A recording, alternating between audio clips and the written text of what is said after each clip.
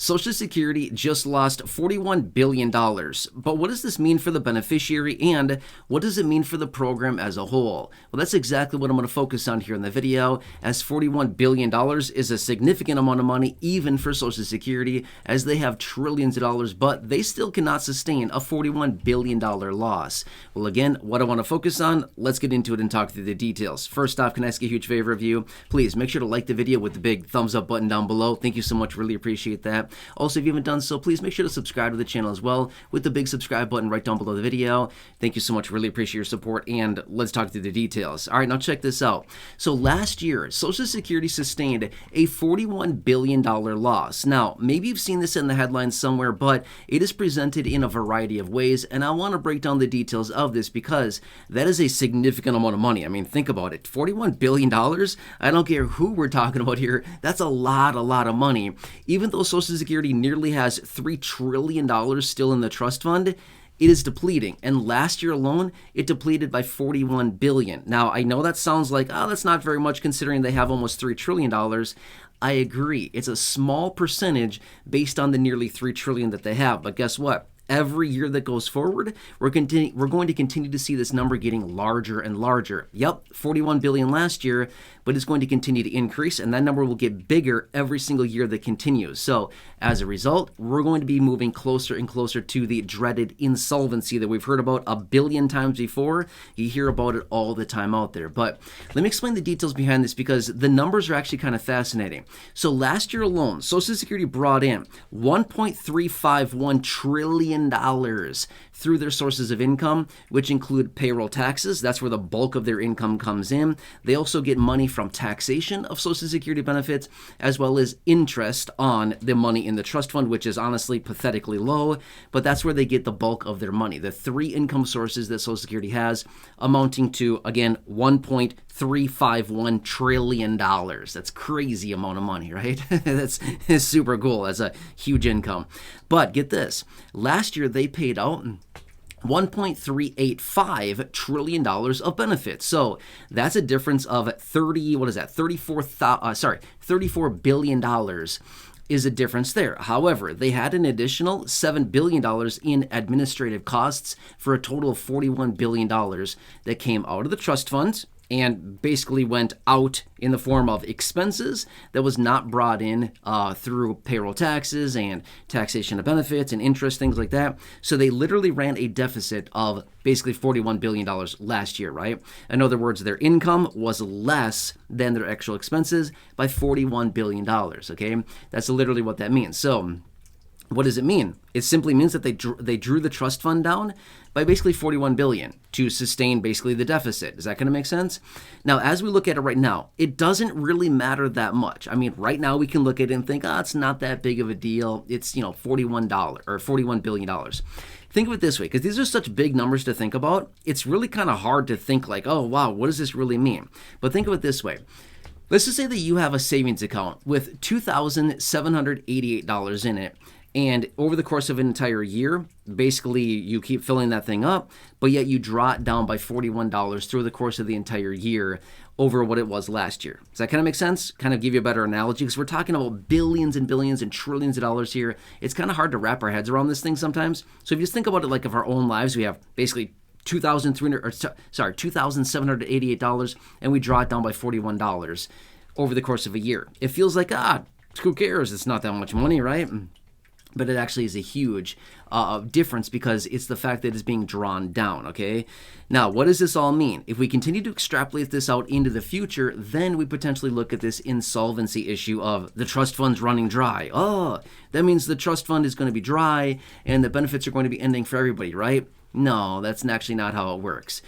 But rather, benefits will still be going out to beneficiaries, but yet we could be sustaining somewhat of a cut to benefits. And based on what we're looking at right now, it's anywhere between about 17 and 21% based on the most recent numbers from the Social Security Board of Trustees several months ago. But that's what the numbers are still looking like right now. But these numbers are adjusted every year, and they do continue to change. So we will likely see that change here in the next, 10, 11 years or so, when we continue to see us get closer and closer to this insolvency.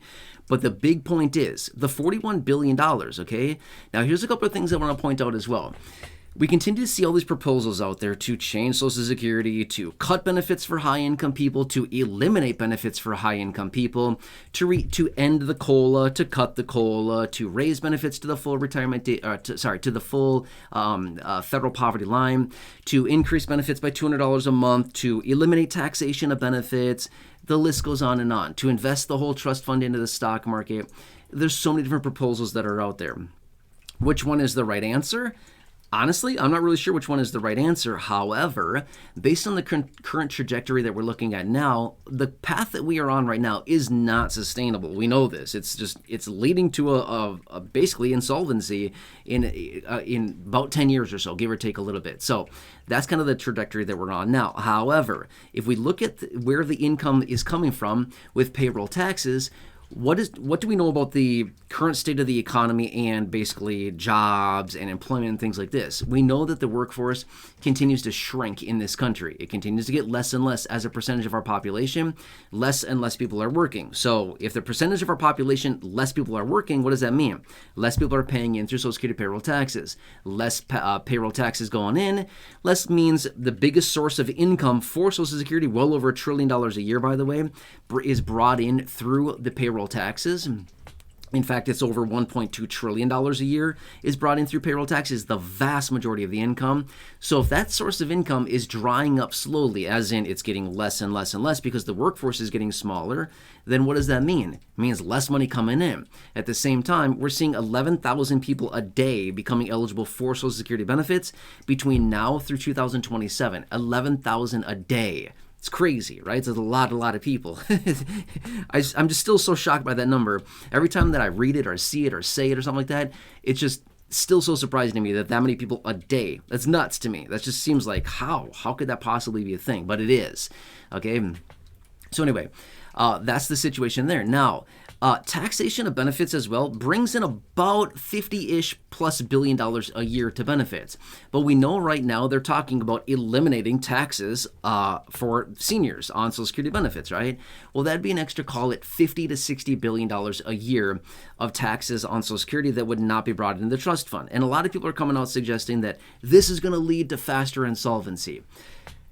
The simple answer is yes, but at the same time, very slowly. This is not going to contribute to insolvency rapidly happening sooner. Maybe it pushes it forward by like a year or something like that, which, by the way, I know right now when we're right down to the wire here and time is tight, yeah, 1 year actually does make a difference. But remember this, back in 1983, the good old early 80s, right?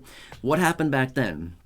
We were dealing with the same thing. Insolvency. We're going to run out of money and the trust fund's going to run dry and all things like this.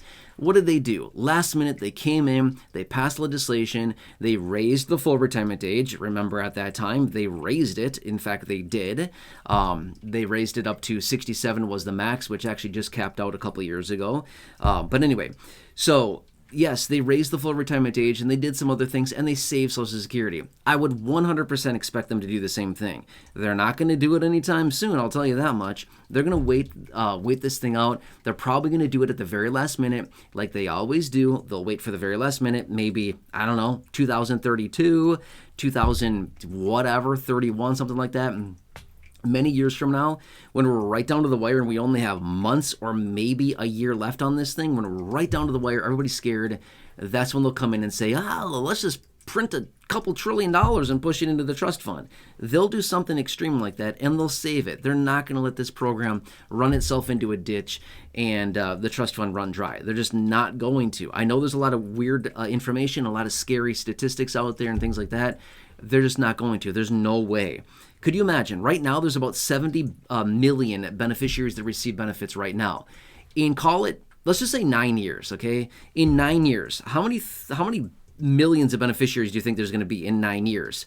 I would anticipate if we're doing about, let's just say on average, about 3 million retirees a year on average, and we're getting, let's just say 1 million other beneficiaries between all of them, between survivors, spousal, SSDI, all of these other benefits. Let's just say 1 million. So let's just say we're doing 4 million beneficiaries a year is what we average out to be. For the next 9 years, 9 times 4 is 36. They'd be another 36 million beneficiaries. So we'd be at 106 million beneficiaries in 9 years from now, okay? do you think 1/3 of our population is going to get totally, taken advantage of if they don't come in and fix Social Security? Not a chance. At that time, that's about 1/3 of our population. Well, in about 9 years, there's going to be way more. Our populations in this country is going to be way more than that. But it's still going to be, nearly 1/3 of our population at that time.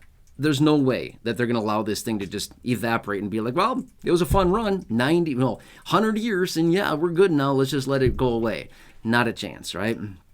So anyway, yep, the trust fund is going down. Last year, $41 billion it depleted by $41 billion. It's a lot of money, but when it comes down to the overall trust fund, nearly $3 trillion, $2.788 trillion is how much they have.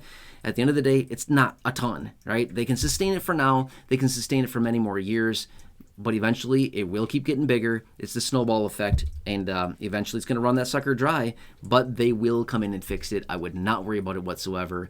But I want to share this with you. So hope that helps you a little bit, just to understand what's going on here. I'll continue to keep you posted with everything going on. Please make sure to subscribe down below if you haven't done so yet. Share the video with your friends on my social media. Check out the other videos here on the channel, the thousands in the video library, nearly 5,000 videos there. Otherwise, down below in the description at the top of the comment section, I've hand selected some very popular and good videos for you there. Check those out. Otherwise, right now showing up on your screen as well, you'll see some videos. Check out those, and thanks so much for watching. Enjoy your day. Take care, and I'll see you again in a little while.